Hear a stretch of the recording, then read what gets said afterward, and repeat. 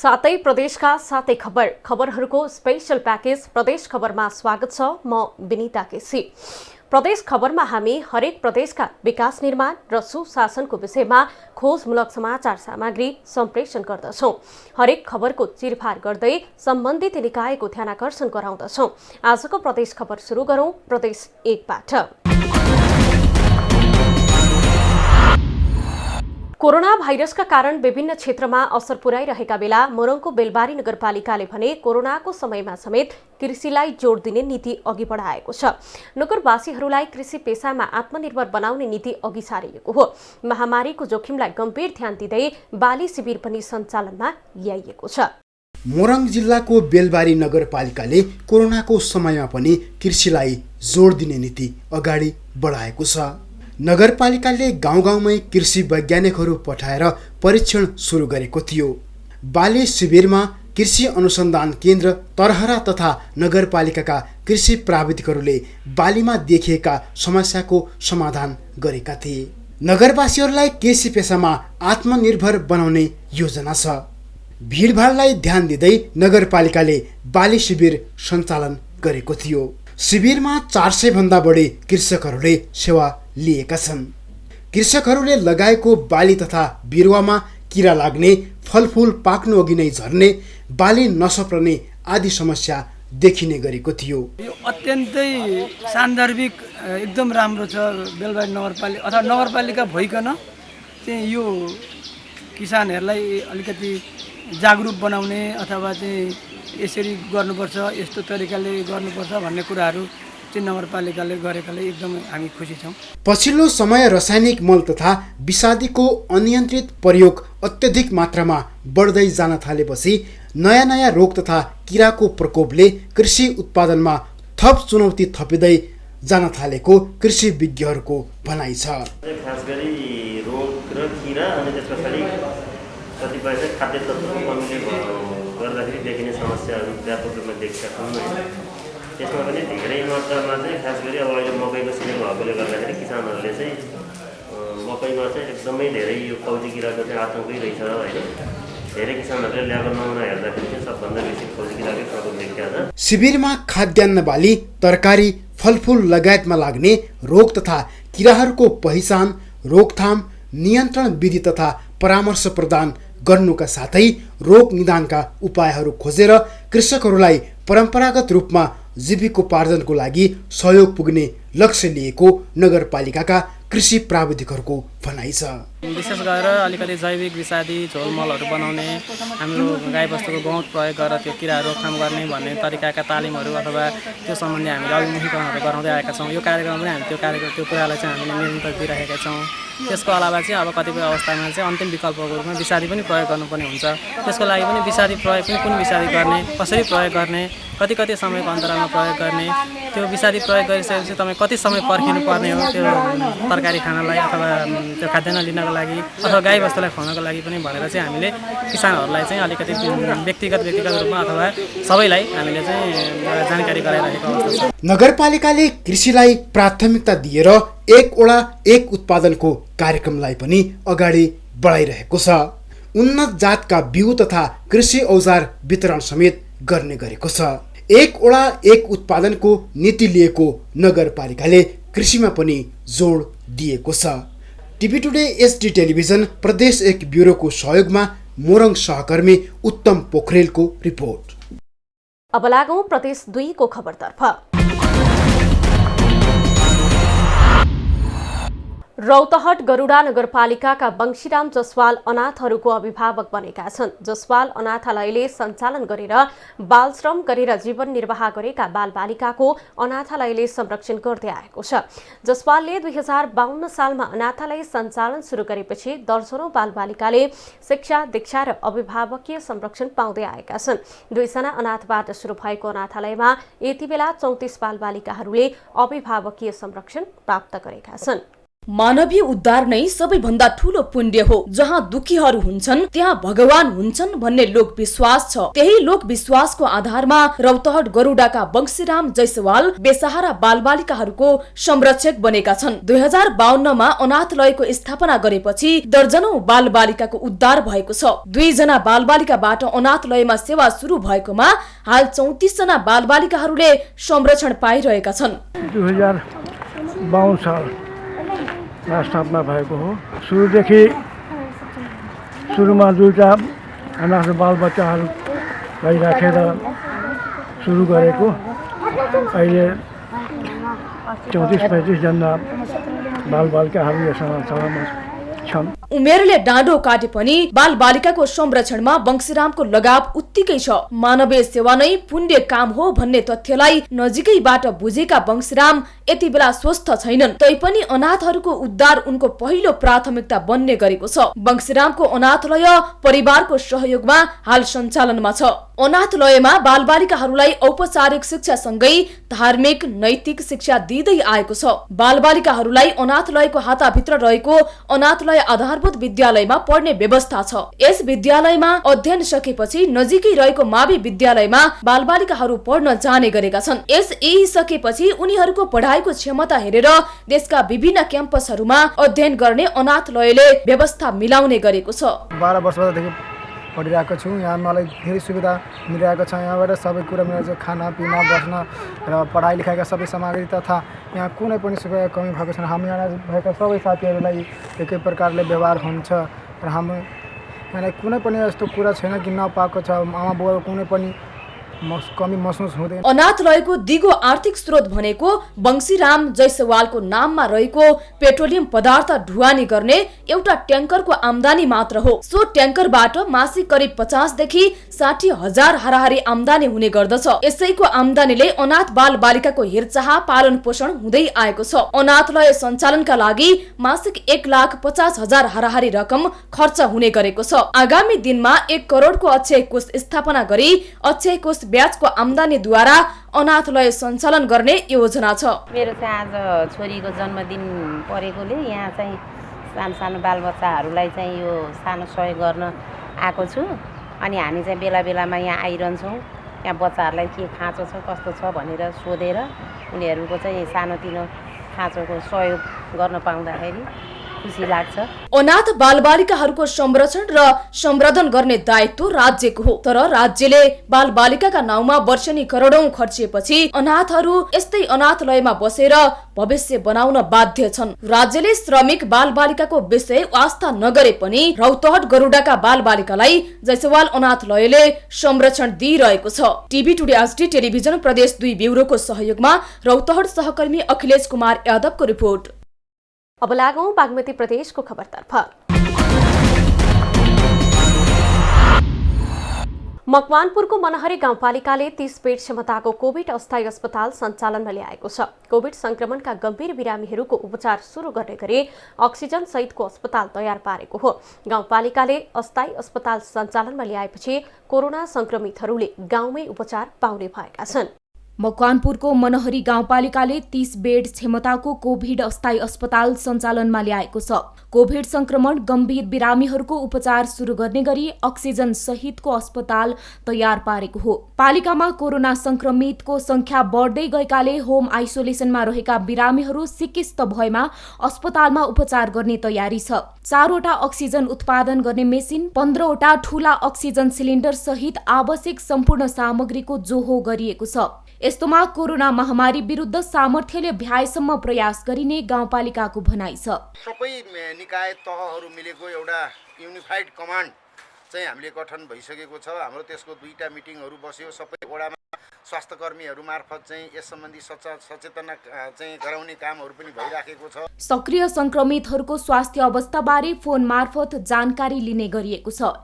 यदि संक्रमितहरू गम्भीर भएमा कुनै अभाव हुन नदिन स्वास्थ्यकर्मी, औषधि, एम्बुलेन्स तयारी अवस्थामा राखिएको छ। 4 वटा हामीले चाहिँ अलिक विशेष खालको चाहिँ बेड चाहिँ हामीले चाहिँ उपलब्ध गराउँछौँ, जसले चाहिँ अलिकति बढी क्रिटिकल केस भएका कोभिडका बिरामीहरूलाई पनि उपचार गर्न चाहिँ सहज हुनेछ।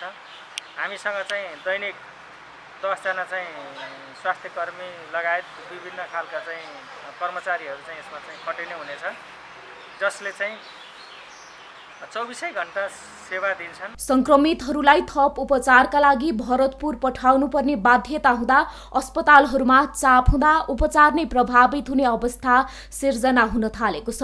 अब भने मनहरीवासीले आफ्नै ठाउँमा उपचार पाउने भएका छन्। गाउँपालिकाले कोभिड अस्पतालमा काम गर्ने स्वास्थ्य कर्मीलाई निशुल्क क्वारेन्टिनको पनि व्यवस्था गरेको छ। पालिकामा रहेको स्वास्थ्य केन्द्रले अलग्गै फिभर क्लिनिक पनि सञ्चालनमा ल्याएको छ। शंकास्पद बिरामी आएमा एन्टिजेन पद्धति मार्फत कोरोना परीक्षण गरी औषधि र आवश्यक परामर्श लिएर घर पठाउने गरिएको छ। तर गम्भीर बिरामीहरूलाई स्वास्थ्य केन्द्रकै एम्बुलेन्स मार्फत कोभिड अस्पतालमा लगी उपचार गरिने व्यवस्था मिलाइएको छ। गाउँपालिकाले विगतको वर्षमा जस्तै यस वर्ष पनि कोभिड अस्पताल सञ्चालन गरेपछि निजी क्षेत्रले पनि सघाउने भएको छ। गाउँपालिकाले तयारी अवस्थामा कोभिड अस्पताल मनहरी गाउँपालिकाको वार्ड नम्बर 8 मा सुरुवात गर्न लागेको छ, जुन हालसालै अहिले कोभिड व्यवस्थापनको मिटिङ बस्यो। यसले चाहिँ त्यहाँ कोभिड लागेकामा पनि एकदम संक्रमण भएका, जुन सास फेर्न अप्ठ्यारा भएकालाई मात्रै हस्पिटल यो भोलिबाटै सुरु हुँदैछ। मुलुकमा कोरोना अनियन्त्रित हुँदैछ। दैनिक हजारौं संक्रमितको संख्या थपिएसँगै सरकारले समेत गतिविधिमा प्रतिबन्धात्मक व्यवस्था सुरु गरेको छ। संक्रमितका लागि स्वास्थ्य संस्थामा क्षमता अभावको विषयमा चर्चा सुरु हुन थालेको छ। जिल्लाका अन्य पालिकाहरू कोभिड विशेष अस्पताल बनाउन उदासीन रहेका बेला मनहरी गाउँपालिकाको आफ्नै अस्पताल बनाउने पहल सकारात्मक छ। त्यसतर्फ प्रदेश सरकार पनि गम्भीर बन्न जरुरी छ। टिभी टुडे एसडी टेलिभिजनका लागि बागमती प्रदेश ब्युरोको सहयोगमा चितवन सहकर्मी दिलीप डल्लाकोटीको रिपोर्ट। अब लागौं गण्डकी प्रदेशको खबरतर्फ। पोखरामा कोरोना भाइरसको संक्रमण उच्च बनेको छ। स्वास्थ्य सम्बन्धी सचेतना नअपनाउँदा संक्रमणको जोखिम बढेको हो। सरकारले नियन्त्रणमा कडाई गरे पनि स्वास्थ्य मापदण्ड पूर्ण पालना नहुँदा कास्की जिल्ला हटस्पट बन्दै गएको छ। पछिल्ला दिनमा अस्पतालमा रोगीहरूको संक्रमण दर बढ्दै गएको छ। पछिल्ला दिनमा पोखरामा कोरोनाको संक्रमण दर बढ्दै गएको छ। सर्वसाधारणले आवागमन गर्दा मास्क नलगाई हिँड्ने, एक आपसमा भौतिक दूरी कायम नगर्ने जस्ता स्वास्थ्य सुरक्षाका मापदण्ड पालना गर्ने गरेका छैनन्, जसका कारण पोखरामा संक्रमण दर तीव्र रूपमा फैलिएको छ। संक्रमण बढेसँगै निषेधाज्ञा जारी गरिएको छ। अति आवश्यकताका पसल र सवारी साधन बाहेक अरू बन्द गरिएको छ। जारी निषेधाज्ञालाई पूर्ण रूपमा पालना गर्न र घरभित्रै बस्न स्थानीय तह र सम्बन्धित निकायले आग्रह गरेको छ।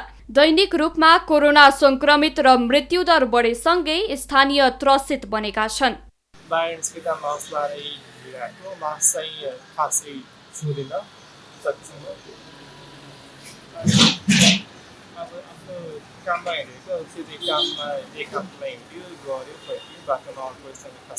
कोरोना भाइरस संक्रमणको जोखिम घट्ने कुनै संकेत देखिँदैन। पछिल्लो समय संक्रमण दर तीव्र रूपमा बढेको छ।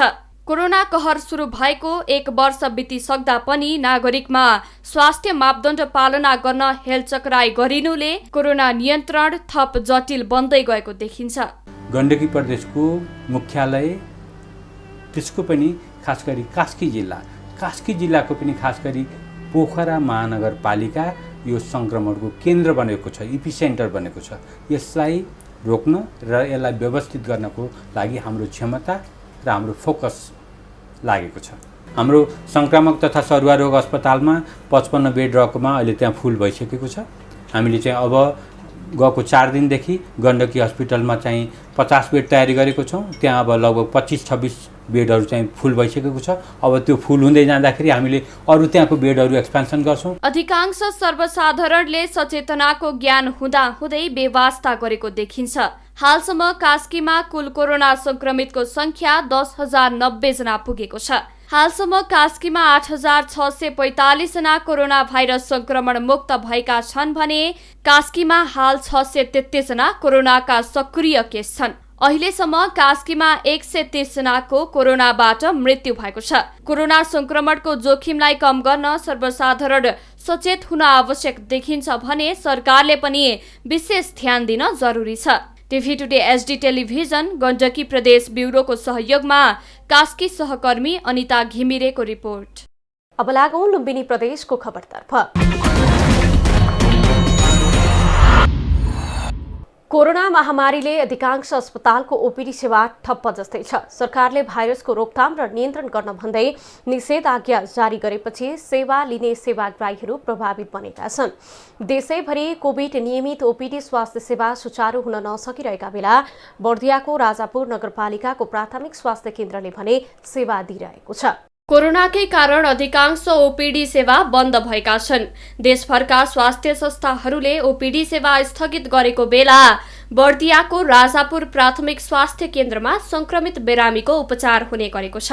स्वास्थ्य केन्द्रमा अन्य रोगदेखि दीर्घ रोगीहरूले समेत उपचार पाइरहेका छन्। प्राथमिक स्वास्थ्य केन्द्रले सबै खाले बिरामीको उपचार गरेपछि स्थानीयहरूले स्वास्थ्य सेवा पाउन सकेका हुन्।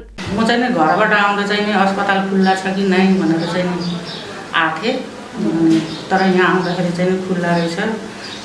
सुगर र प्रेसरको चाहिँ बिरामी थिए। यहाँ आएर चाहिँ मैले सेवा सुविधा पाएँ। डाक्टरले लेखिदिनु छ, औषधि लगेर जान्छु। समस्या भयो भने फेरि आउँछु। कोरोनाका कारण स्वास्थ्य संस्थामा स्वास्थ्य कर्मी र कर्मचारी पनि मारमा पर्दै आएका छन्। हाल कोरोनाको दोस्रो लहरले गर्दा वृद्ध दीर्घ रोगीहरू बढी प्रभावित बनेका छन्। सेवा नपाउँदा अन्य बिरामीहरूले उपचार नपाउँदा राजापुर प्राथमिक स्वास्थ्य केन्द्रले उपचार सेवा दिइरहेको छ। स्वास्थ्य केन्द्रले स्वास्थ्य मापदण्ड अपनाएर ओपीडी सेवा पनि दिइरहेको छ। यद्यपि यसअघि संक्रमण बढेको डरले सेवा अवरुद्ध भएको थियो। पछिल्लो समय स्वास्थ्य मापदण्ड अपनाएर सेवा दिन स्वास्थ्य केन्द्रले सुरु गरेको बताएको छ। कोरोनाको जोखिम बढे तापनि हामीहरूले 24 आवर ओपीडी सेवा, इमर्जेन्सी सेवा हामी कहाँ यहाँ उपलब्ध गराइरहेको छौँ। जताततै लकडाउनको कारणले चाप चाहिँ घटेकै छ, तर इमर्जेन्सी म्यानेजमेन्टको बिरामीहरू चाहिँ आइराख्नु भएको छ। उहाँहरूलाई चाहिँ हामीले सेवा दिइरहेकै छ। स्वास्थ्य संस्थामा मापदण्ड पालना गरेर र गराएर सबै खाले उपचार सेवा दिन सकिने उदाहरण राजापुर प्राथमिक स्वास्थ्य केन्द्र बनेको छ। देशभरका अधिकांश स्वास्थ्य संस्थामा ओपीडी सेवा बन्द भएको बेला राजापुरले उदाहरणीय काम गरिरहेको छ। राजापुरको उदाहरणीय सेवाले अन्य संस्थामा पनि मापदण्ड अपनाएर उपचार सेवा प्रवाह गर्न सकिन्छ भन्ने सन्देश दिएको छ, जसबाट दीर्घ रोगीदेखि अन्य बिरामीहरूले पनि स्वास्थ्य उपचार सेवा पाउन सकेका छन्। TV today HD television Lumbini प्रदेश ब्युरोको सहयोगमा बर्दिया सहकर्मी ऋषि वाग्ले गोपालको रिपोर्ट। अब लागौं कर्णाली प्रदेशको खबरतर्फ। सरकारले दैलेख नारायण नगरपालिका वडा नम्बर 6-1 मा रहेको बादी बस्ती नमुना बनाउने योजना बनाएको थियो। नमुना बस्ती बनाउन भन्दै सरकारी योजना भए पनि बादी समुदाय सुविधाविहीन भएका छन्। व्यवस्थित आवासका लागि न्यूनतम पूर्वाधार हुनुपर्ने भए पनि कुनै पनि पूर्वाधारको सुविधा छैनन्।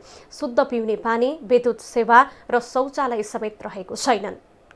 सरकारले जनता आवास कार्यक्रम अन्तर्गत दैलेख नारायण नगरपालिका 1 र 6 का बादी बस्तीलाई समेटेको छ। नमुना बस्ती बनाउन भन्दै सरकारले लगानी गरे पनि न्यूनतम पूर्वाधार समेत जोह नहुँदा बादी समुदाय सुविधाबाट वञ्चित बनेका छन्। नामको मात्र नमुना बस्ती बनेको छ, त्यहाँ न त कुनै सुविधा छ न कुनै व्यवस्थित आवास। फिर पखेरामा टिनले बारिएका बाक्ला घरहरू छन् जहाँ पिउने पानी, विद्युत सेवा र शौचालय समेत छैनन्। यति मात्र होइन, भिरालो जमिनमा टिनले बारेको बस्ती छ जुन आवासीय हिसाबले समेत अत्यन्तै असुरक्षित छ।